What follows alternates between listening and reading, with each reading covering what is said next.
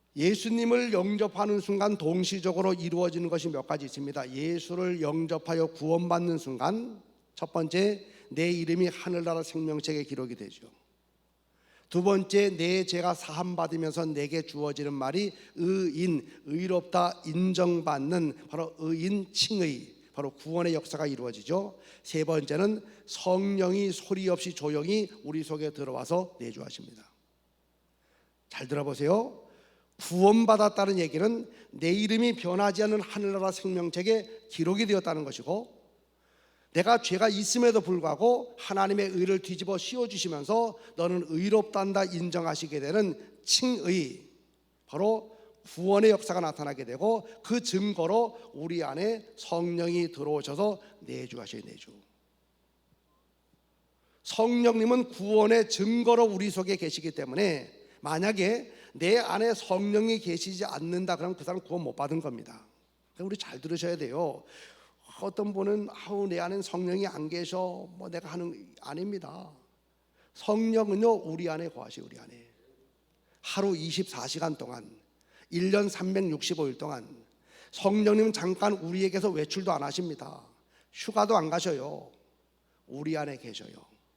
그리고 늘 우리와 교제하기를 원하십니다. 지정의를 가지고 계시기 때문에. 그래서 우리는 늘 성령을 기쁘게 해드리는 삶을 살아가야 되는데, 오늘날 많은 성도들이요 성령님을 모시고 살아감에도 불구하고 마치 성령 없는 자의 모습을 가지고 살아갈 때가 참 많습니다. 한번 생각해 보세요. 하나님의 이름은 그렇게 우리가 부르죠. 그래서 하나님 이름에 대신 아버지라고 하는 말을 쓰기도 하고, 예수님도 그렇게 우리가 의지합니다. 예수님, 주님 그러면서. 근데 한 주간의 삶을 살아가시면서 여러분들 성령님 얼마나 생각하십니까? 여러분 안에 성령이 계신다는 사실을 얼마나 의식하고 인식하며 살고 있습니까? 그거 안 하니까 우리 안에 계시는 성령님은 늘 슬퍼하시는 겁니다. 이런 거 아니겠습니까? 어느 날 우리 집에서 아주 우리 집에 필요한 너무 귀한 손님을 우리가 초청을 해서 모셨어요. 그 손님이 오시는 날 온 식구가 다 현관 문 앞에 나와가서 그 귀한 손님을 맞이했습니다. 환영한다고 웰컴 그러면서.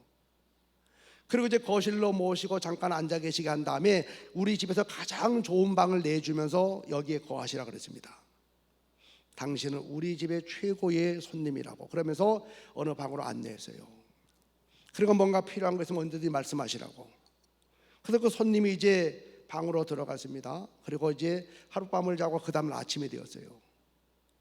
아침 식사가 되어서 배가 좀 출출해서 밥을 좀 먹고 싶어서 나왔는데, 글쎄 이게 웬일입니까? 그 집에 식구 4명이요 식탁에 둘러앉아가지고 밥을 먹고 있어요. 이 손님 부르지도 않고, 그 손님이 이렇게 거실로 식당으로 이렇게 왔는데도 누구도 눈길 하나 주지 않습니다. 나 앉아도 되겠느냐고 물어봐도 누구도 대답을 안 해요. 여러분, 성령과 우리의 관계가 지금 이런 경우 많습니다. 구원의 순간 기쁨으로 성령을 맞이했지만 그 다음부터는 내 안에 성령 계시는지도 인식하지 않고, 아무리 성령님이 말씀하셔도 들으려고 하지도 않고 물어보지도 않고, 그러니까 우리 안에 계시는 성령께서 탄식하시게 되고 슬퍼하시죠. 그냥 근심하시게 되는 겁니다. 우리는 성령을 늘 기쁘게 해드리는 삶을 살아가기 위해서 제가 간단하게 4가지 말씀드릴게요. 우리 한번 크게 해봅니다. 시작. 성령님 인정합니다. 같이 읽어봅니다. 시작. 성령님 인정합니다. 성령님 환영합니다. 성령님 기대합니다. 성령님 역사하소서. 제가 붕해를 시작한 지 꽤 오래됐어요. 강원도 철원에 있는 제 친구가 이제 저를 처음으로 10시간 부흥회 초청을 해서 제가 95년도인가부터 이제 부흥회를 시작을 했는데, 이게 벌써 꽤 오래되죠. 그러면서 제가 처음이자 마지막으로 이런 생각을 가진 적이 있던 교회가 있어요. 어느 교회에 가서 부흥회 첫날 하면서요, 오늘 저녁에 부흥회 끝나고 숙소로 돌아가면 보따리 싸가지고 그냥 서울로 올라가야 되겠다, 이런 마음이 처음 들었고, 그게 또 마지막이었어요. 어느 교회라고는 얘기를 안 하겠어요. 근데 한 가지 힌트를 드리면 이 강원도에 있는 게, 강원도 여러분들보다 좀 북쪽에 있는 교회지. 얼마나 반응이 없는지, 얼마나 한 세상에 그런 게 처음 봤어요. 아멘 안 하는 건 기본이고, 웃기는 얘기를 해도 웃지도 않고, 옆 사람과 얘기 좀 하라도 얘기도 안 하고, 그야말로요 얼굴 표정이, 여러분 악어의 표정 몇 가지인가 아시죠? 악어의 표정, 예? 아세요? 잘 모릅니까? 눈 감고 입 벌리기, 입 벌리고 몇 가지 있어요. 거의 그래요. 그래서 제가 설교를 하다가 세상에 이런 교회가 있나 그래가지고 그냥 그때 그 숙소도 그 장로님이 하는 그 무슨 모텔이었었어요. 그게 장로님이. 그래서 제가 그냥 올라가 보니까 이런 마음이 들었지만 또 아니다 싶어서 이제 하긴 했지만, 한 3시간 정도 지나니까 이제 풀려졌어요. 이렇게 나중에 알고 봤더니 이제 그 지역의 환경도 있고 또 그 교회 안에 큰 문제가 있었더라고요. 그래서 이제 은혜롭게 잘 끝내긴 했지만, 지금 제가 갑자기 어제 저녁하고 오늘 그 교회가 생각나는 이유가 뭘까요?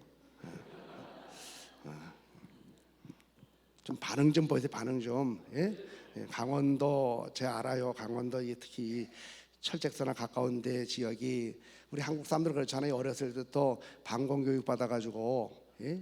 낯선 사람 만나면 의심나면 다시 보고 수상하면 신고하자. 그래서 그 알겠는데 이제 벌써 제가 지난번도 왔었고 벌써 오늘도 2번째니까, 예. 옆 사람과 인사합니다. 우리 얼굴 좀 펴시다 한번 해보시죠. 근데 그 지역의 특징은 어쩔 수는 없어요. 사실은 보니까 제가 전국을 다녀보니까 지역마다 특징이 있긴 있는데, 자 다시 한번 해봅니다. 자 시작. 성령님 인정합니다. 성령님 환영합니다. 성령님 여러분 이거예요. 늘 저는요, 제가 이제 주일날 하루에 3번 오전 예배 이제 설교를 합니다. 오후 예배 4부 때는 우리 부목사님들이 하고, 제가 3부 예배, 1부, 2부, 3부 예배를 드리기 위해서 강단에 이제 올라가면, 이제 또 제가 앉는 우리 이쪽에 있는데, 이렇게 앉을 때마다 늘 똑같이 하는 말이 이거예요. 강단에 딱 이제 서기 전에 이제 올라오잖아요. 근데 우리 사회자가 있고 앉자마다 늘 하는 게 이겁니다. 성령님 내 안에 계시는 거 인정합니다. 성령님 환영합니다. 환영. 오늘도 성령님 기대합니다. 오늘도 성령님 나를 통하여 역사하여 주시옵소서. 늘 하게 돼요. 왜냐? 내 안에 계시는 성령님을 기쁘게 해드리기 위해서. 사람이 인정받는 것과 인정받지 않는 것 큰 차이가 있는 것처럼, 웰컴 환영받는 것과 환영받지 않는 것이 큰 차이가 있는 것처럼, 저는 그래서 늘 제 안에 계시는 성령님을 제가 스스로 고백합니다. 성령님 오늘도 내 안에 계시는 거 인정합니다. 오늘도 성령님 계시는 거 너무너무 기쁩니다. 환영합니다.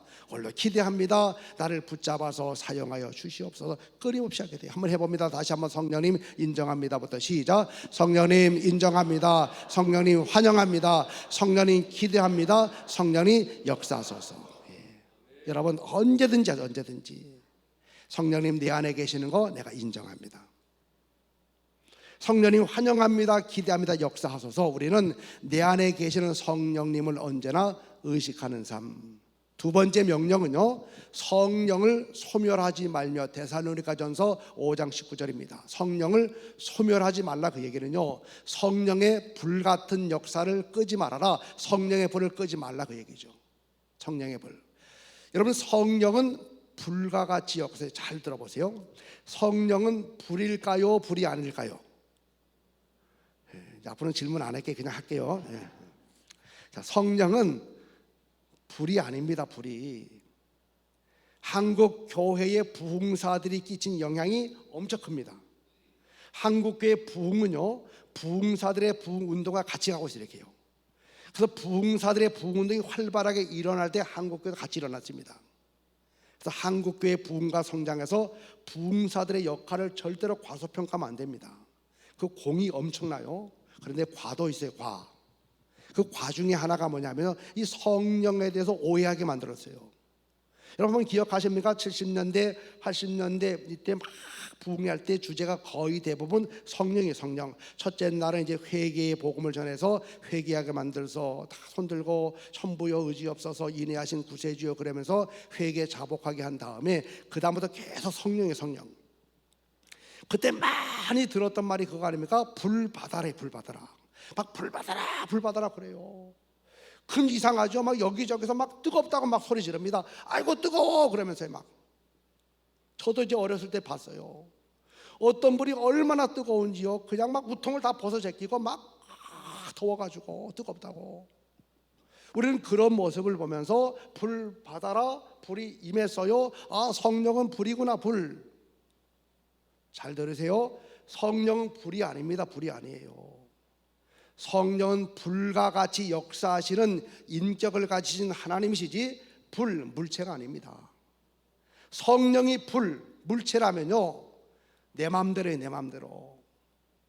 성령이 물체라고 생각하니까 불, 그러니까 내가 뭐 주기도 하고 받기도 하고. 불과 같이 역사하시는 분이시지 불이 아니에요. 물과 같이 역사하시죠. 바람처럼 역사하시지 바람 자체가 아닙니다. 성령은 절대로 물체가 아닌 물체가 인격을 가진 하나님이신데, 불과 같이 여러분에게 저에게 역사하게 되면 어떤 일이 나타나게 되면 첫 번째는 태우는 역사. 그래서 성령이 불과 같이 임하게 되면요, 막 태웁니다. 죄악을 태우다 보니까 회개가 막 터져나요. 회개가. 그래서 얼마나 회개하는지 몰라요. 막 1시간 2시간을 계속 회개합니다. 성령이 불과 같이 우리 가운데 임하게 되면요, 바로 거대한 동력, 여러분 공장의 모든 기계들이 불을 통해서 움직이게 되는 것처럼, 그래서 아주 활동하지 않던 사람이요, 성령의 불과 같은 역사를 경험하게 되면 활동적인 신자가 돼요. 또 성령이 불과 같이 역사하게 되면 아주 뜨거운 열정을 가진 전도자의 삶을 살아가게 됩니다. 저는 이번에 바라기는 여러분의 평소의 성격이 아주 조용하고 온화하고 또 내성적이고 다른 사람 앞에서 말도 잘 안 하고 못하게 되고 이런 성격을 가지고 살아오던 분들이 할지라도 이번에 성령의 불과 같은 역사를 경험함을 통해서 바로 입을 열어 성령이 말하게 하심을 따라서 복음을 담대하게 전할 수 있는 위대한 뜨거운 열정의 전도자로 다 세워지게 되시기를 간절히 축원하게 됩니다. 그래서 성령이 불과 같이 역사하면요, 막 열정을 가지고 열정을. 그래서 주의 몸된 교회를 세우기 위해 가지고 그냥 새벽에도 나오고 저녁에도 나오고 자기 없는 시간 일부러 만들어 가지고 나와 가지고 헌신하고 봉사하게 되고 복음을 전하게 되고, 이게 자기 힘으로 하는 게 아닙니다. 왜 많은 사람들이 오늘날 전도해야지 그러다가 전도를 하다가 그만두는가 하면요, 내 힘 가지고 하고 내 불 가지고 하니까 내 열정의 불은 금방 꺼져버립니다. 여러분, 모세에게 불이 2번 임했어요. 모세에게 40세가 되었을 때에 바로 자기 안에서 불이 생겨졌죠. 그래서 공사 현장에 나가서 자기 동족을 괴롭히는 애굽 사람을 보게 되었을 때 그 뜨거운 불의 열정을 가지고 돌을 들어가지고 애굽 사람 쳐 죽였습니다. 자기 안에서 불이 임하게 되었을 때 결론은 뭐냐? 살인자의 살인자.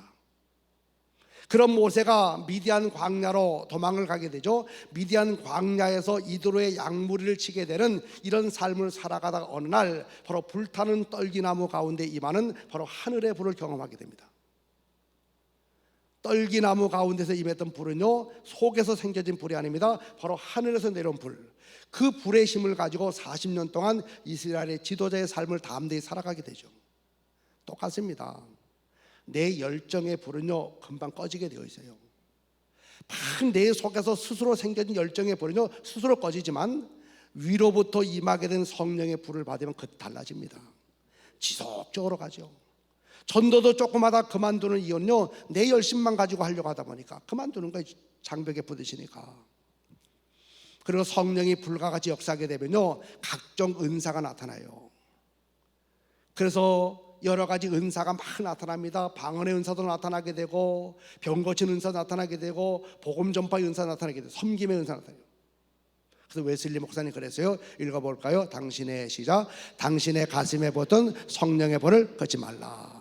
성령의 불같이 임해서 불과 같은 성령께서 뜨거운 감동을 줄 때 스스로 성령의 불같은 감동을 스스로 제한시키지 말라, 그 얘기입니다. 우리는요, 말씀을 듣다가 성령의 불이 임하게 됨을 경험할 때가 있죠. 기도하다가 성령의 뜨거운 불이 임하게 됨을 경험할 때가 있어요. 그래서 어떤 일을 결단하게 만들고 헌신하게 만드는 성령의 불이 우리 가운데 임하게 되는데, 많은 사람이 스스로 그 불을 꺼버립니다. 그래서 성령의 감동과 역사를 제한시키죠. 아이고, 내가 어떻게 그거 하겠어? 나 같은 사람이 무슨 능력이 있어?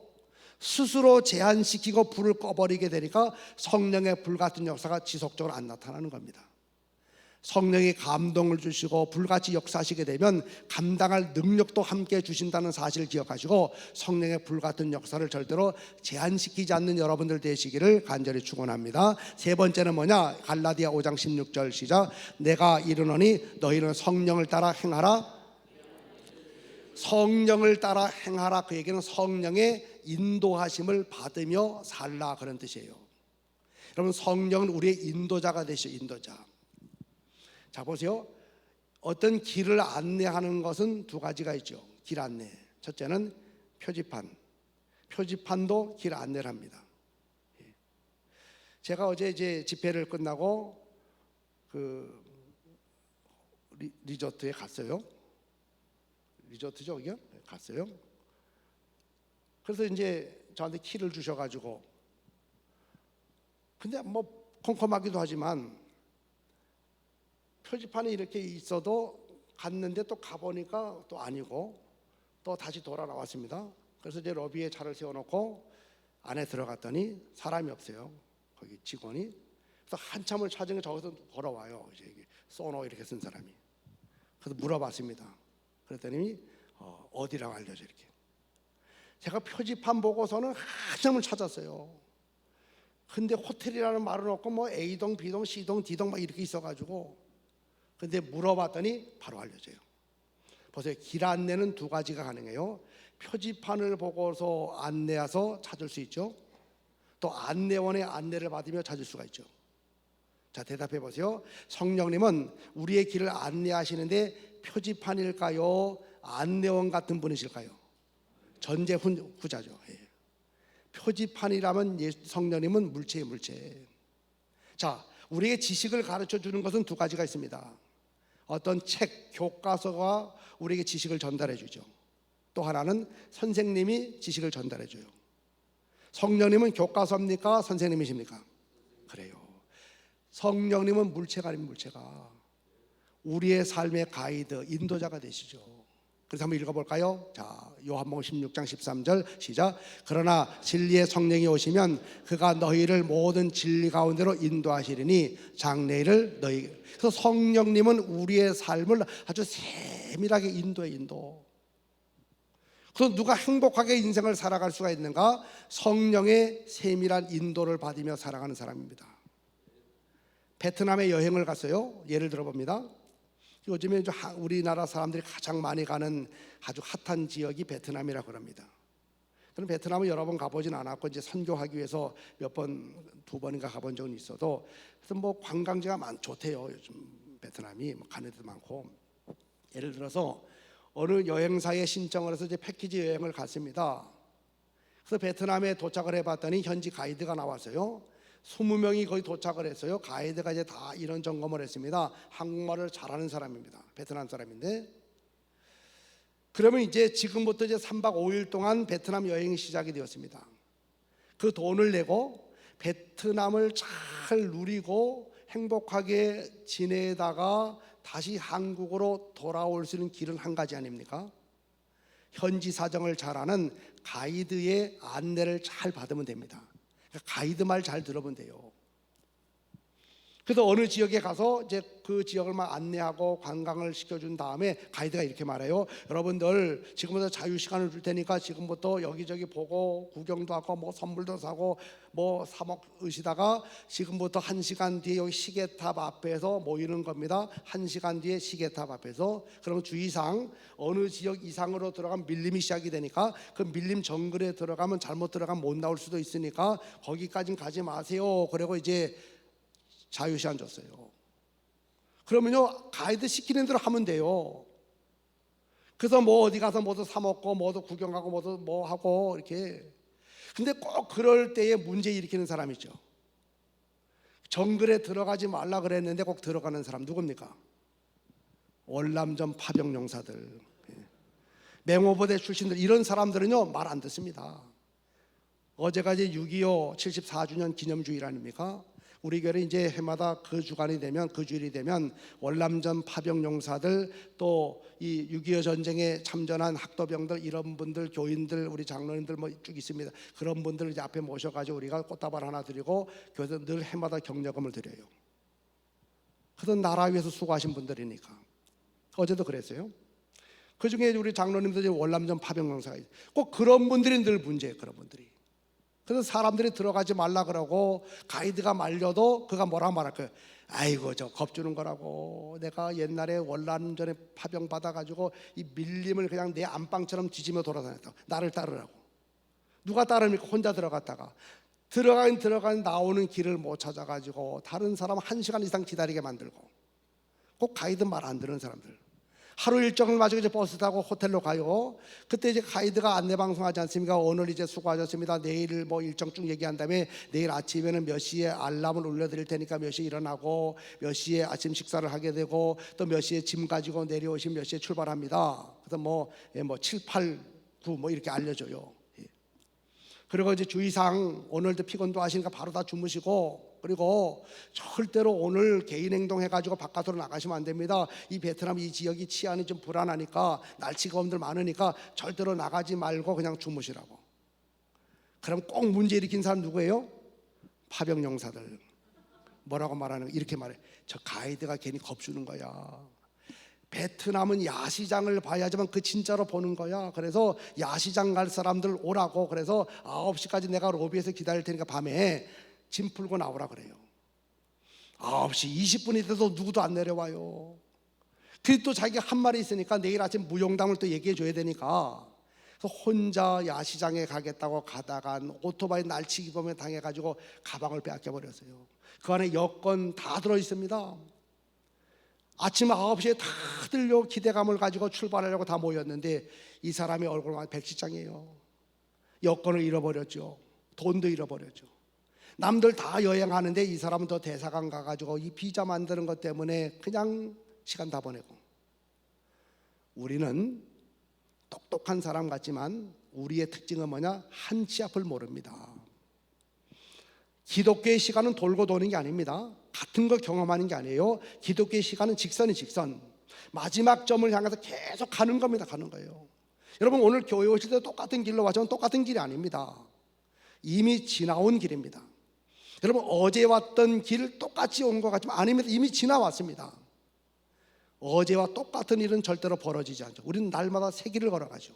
근데 우리 인간의 한계는요, 한 치 앞을 모래 한 치 앞을 5분 뒤에 벌어지를 모릅니다. 그런데 우리 안에 계시는 성령님은 하나님의 깊은 것까지 다 통달하신다 그랬습니다.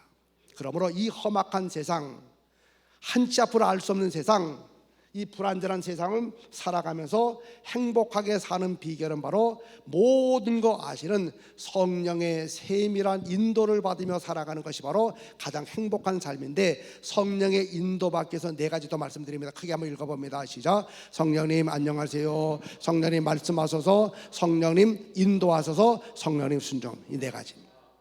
아까는 뭐였죠? 성령님 인정합니다. 성령님 환영합니다. 성령님 기대합니다. 성령 역사하여 주옵소서. 이제 이게 성령님들 기쁘게 하기 위한 기본이었고, 또 성령의 세밀한 인도를 받으며 살기 위해서는 이거예요. 성령님 안녕하세요. 성령과 대화를 시작하는 겁니다.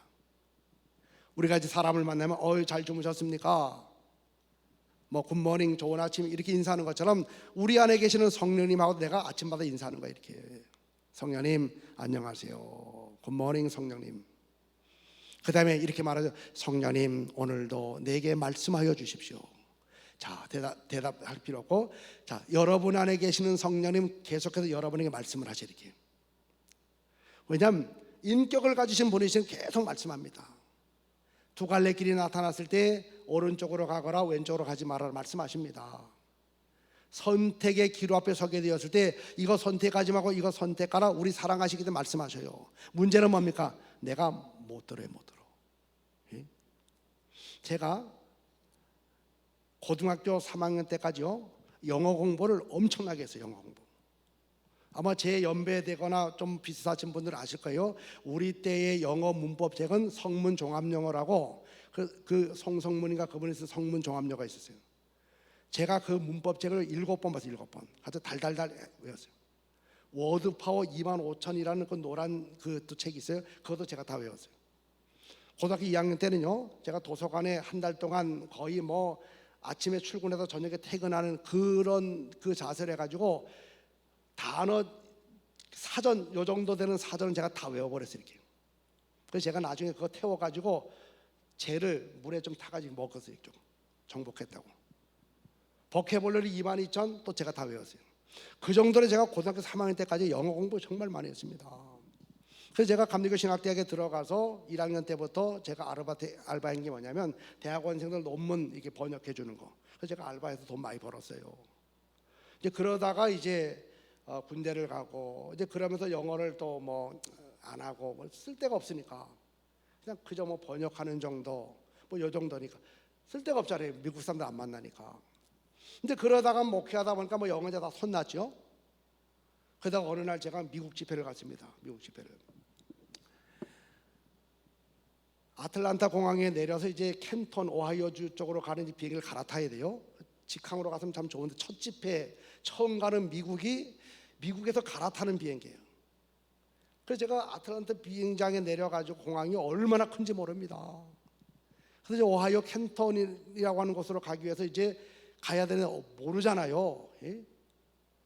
그래서 어느 카운터에 제가 가서 흑인 여성에게 가서 물어봤어요. 여러분 아십니까? 미국에서요 흑인들이 인종차별에 인종차별. 흑인들이 누구요? 동양인들 아주 우습게 여깁니다.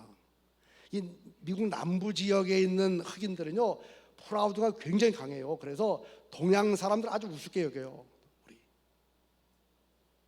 그래서 물어봤는데 이제 문제가 뭐냐? 저는 공부를 할 때 단어 외우는 거, 수거 외우는 거, 그저 독해에 필요한 지식을 얻는 이거는 아주 잘했는데 우리 시대의 영어 교육은요 이거하고 이걸 안 했어요. 말하는 거 듣기를 안 했습니다. 그러니까 눈으로 보고 뭐 해석을 하고 이건 잘했는데 근데 이제 실제 생활은 말해야 되고 들어야 되잖아요. 근데 말하는 건 어느 정도 제가 조립을 해가지고 할 수 있죠. 그래서 이제 문장을 조립을 해가지고 물어봤어요. 내가 오하이오주 켄턴으로 가는 비행기를 타려고 하는데 어디로 가야 되니 이렇게 조립을 막 해가지고 물어봤어요. 이렇게. 그들이 그 흑인 여성이 저한테 대답을 해줬어요. 문제는 뭐냐? 제가 못 알아들었어요. 남부 지역의 그 영어 억양이 되게 셉니다. 그래서 내가 못 알아들어 다시 물어봤더니 이 사람이 또 대답을 해줬어요. 또 못 알아들었어요. 또 물어봐 이때부터 이 사람은 화를 내고 막 억양이 세질 뿐만 아니라 막 소리를 높여가면 막 소리 질러요. 제가 더 당황해서 한마디도 못 알아들어요. 근데 귀에 하나가 들어왔어요. 가운. 그래서 아니 이 사람이 가운을 얘기해. 가운? 내가 목사인가 하고 목사 가운 얘기하는가 뭐 이러다 보니 또 덮어버리고 가잉, 고잉을 가잉 그래서 저는 가운을 들고 제가 그때 얼마나 창피를 당했는지 간신히 이제 알아듣고 이제 찾아가서 비행기 탔습니다. 보세요. 흑인 여성은 제게 분명히 얘기를 했어요. 문제는 뭐냐? 제가 못 알아들었습니다. 또 얘기를 해줬어요. 문제는 뭐냐? 못 알아들었어요. 똑같습니다. 우리 안에 계시는 성령은요 끊임없이 말씀하십니다. 이 집사야, 김권사야, 너 그러면 안 된다. 그쪽 길로 가면 안 된다. 그래서 손 빼라. 이쪽 길로 가거라. 끊임없이 말씀하셔요. 문제는 뭐냐? 내가 못 알아들으니까 엉뚱한 길로 가다 낭패를 당하는 겁니다. 그래서 우리는 끊임없이 주님과 대화 훈련을 해야 돼요. 요즘 아이들은 그냥 영어를 배우면 바로 그냥 듣는 거 말하는 훈련부터 하게 되니까요. 조금 우리 손녀도 보면 영어를 막 잘해요. 초등학교 3학년인데 또 어떻게 할아버지보다 더 잘하냐 그랬더니 늘 그 한데 이렇게. 자, 우리가 자꾸 또 갔으면 성령님에게 자꾸 물어보는 거죠. 성령님 안녕하십니까? 그럼 물어봐요. 성령님 오늘 내가 커피 좀 마시고 싶은데 커피점에 가가지고 에스프레소 마실까요? 아니면 그냥 일반 커피 마실까요? 이미 마음의 결정을 했어도 물어보는 자리에 자꾸 훈련하려고. 두 갈래 길이 나타나면 또 물어봐요. 이쪽 갈까요? 이쪽 갈까요? 하다 보면 어느 순간부터인가 내 안에서 말씀하시는 성령의 음성이 세미하게 들립니다. 때로는 사람을 통해서 말씀하시고 환경을 통해 말씀하시고 또 세비하게 마음의 감동을 통해서 말씀하시고 하나님 말씀을 통해서 내게 말씀하시는 성령의 음성이 들려와요. 그래서 그 성령의 인도를 받으며 살아가고 순종하면 그 길이 가장 행복한 길인 줄로 믿으시고 우리 다시 한번 성령님부터 해봅니다. 시작. 성령님 안녕하세요. 성령님 말씀하소서. 성령님 인도하소서. 성령님 순종합니다. 성령의 말씀하심에 귀를 기울이고 순종하는 삶. 마지막 네 번째 오늘 본문이죠. 성령의 충만함을 받으라. 에베소 5장 18절 읽어봅니다. 오직 여러분 성령 충만이 뭘까? 여러 가지가 있지만 그 중에 한 가지 말씀드리면, 여러분 에베소서와 골로새서를 가리켜서 쌍둥이 트윈 서신이라고 말합니다. 사도 바울이 있었는데 에베소서와 골로새서는 닮은 게 너무 많다 그래서 일명 쌍둥이 서신이라고 이름을 붙였어요. 자, 에베소서 5장 18절에서 바울은 에베소 교회들에게 편지를 보내면서 성령 충만 받으라라고 이야기했는데, 골로새 교인들에게 이 말을 어떻게 바꿨는가 이렇게 말합니다. 골로새 3장 16절 시작. 그리스도의 말씀이, 그러니까 성령 충만이 뭐냐? 바로 말씀 충만, 말씀 충만. 누가 성령으로 충만한 삶을 살아갈 수가 있습니까? 늘 말씀을 사모하고 말씀으로 충만한 삶을 살아가는 사람. 그래서 성령 충만이 곧 말씀 충만, 말씀 충만도 성령 충만이 됩니다. 자, 읽어봅니다. 어떻게 하면 시작. 어떻게 하면 지금의 모습보다 훨씬 더 탁월한 삶을 살아갈 수 있을까? 대답이 뭐라 그랬죠? 성령과 함께하는 삶을 살아가세요. 성령과 함께하기 위해서 네 가지 성령의 명령을 지키십시오. 첫 번째 읽어봅니다. 시작. 성령을 기쁘시게 하라. 여러분 안에 계시는 성령을 기쁘시게 늘 하시기 바랍니다. 그래서 성령님 인정합니다. 성령님 환영합니다. 성령님 기대합니다. 성령님 역사하여 주시옵소서. 날마다 내 안에 계시는 성령을 인정하기. 인정. 두 번째 시작. 성령의 불같은 역사를 제한시키. 성령이 말씀 시간, 기도 시간, 찬양 시간, 일상의 삶 속에서 불과 같은 감동을 주시게 되면 괜히 주책맞은 생각이 들었다고 제한시키지 말고, 불같은 감동을 주신 성령께서는 감당할 능력도 주실 줄로 믿고 불같은 역사를 제한시키지 마십시오. 세 번째 시작. 성령의, 그러세요. 늘 성령의 인도. 그래서 성령님 안녕하세요. 성령님, 그렇죠. 말씀하소서. 성령님 인도하소서. 성령님 순종합니다. 그래서 늘 성령의 세밀한 인도를 받는 훈련을 오늘부터 해보세요. 오늘부터. 예? 자꾸요 해야 돼. 자꾸. 그래서 내 안에 계시는 성령님 인정합니다. 그리고 자꾸 성령과 대화하는 훈련. 성령님 어떻게 할까요? 그리고 잠시 성령의 소리를 자꾸 들어보려고 애를 쓰는 겁니다. 자꾸 귀를 기울여서 경청하려고 하다 보면 들리게 되는 거 아닙니까? 처음에는 다른 나라 그 말이요 단어 하나만 들리다가 조금 두 덩어리 들리다가 나중에 완전하게 다 들릴 수가 있는 것처럼 성령의 세밀한 음성도 마찬가지입니다. 자꾸 내가 들어보려고. 그래서 어느 날요 갑자기 말씀을 주심을 통해서 내게 말씀하셔요. 성경 귀절을 딱 주심을 통해서 말씀하셔요. 때로는 성령님 내게 말씀하세요. 그렇게 기도했는데 어느 날 강단의 목사님의 메시지를 통해서 내게 말씀할 수도 있고, 어떤 신실한 믿음의 사람과 서로 대화하는 가운데 성령께서 내게 음성을 주실 수도 있고, 마음의 감동을 통해서, 환경을 통해서, 몰아감을 통해서. 우리는 늘 성령의 인도받는 것이 가장 행복한 길이라는 사실을 기억하시고, 네 번째는 뭡니까? 성령의 충만함을 받기 위해서 말씀 가까이 하고 말씀 충만한 삶을 살아가다가 지금보다 탁월한 능력을 가지고 전도자의 삶, 봉사자, 헌신자, 예배자, 일상의 모든 삶을 살아가시는 바로 성령의 사람들 되시기를 간절히 축원합니다. 우리 옆 사람을 축복하겠어요? 성령의 사람 되시기 바랍니다. 다시 합니다. 성령의 사람 되시기 바랍니다.